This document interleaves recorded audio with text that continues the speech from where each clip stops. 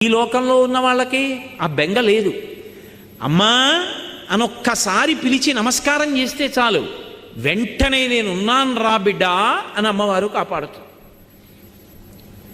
మీకు నేను ఒక మాట చెప్తే మీరు ఆశ్చర్యపోతారు. ఈ శ్లోకం ఎంత శక్తివంతమో తెలుసా?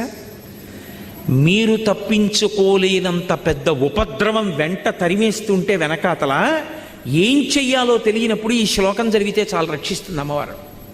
అంత శక్తివంతం.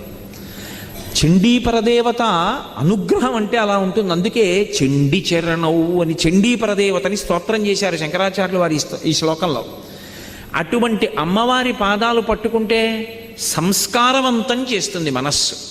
ఇక్కడ మీరు నన్ను ఒక ప్రశ్న అడగచ్చు, ఏమండి ఒకవేళ అసలు కోర్కెల మీద వ్యామోహం పోక, అసలు వ్యామోహం అనేటటువంటిది పోతే కదండి ధర్మబద్ధం చేసుకుందామన్న కోరిక. ఆయన అలా చెప్పారు.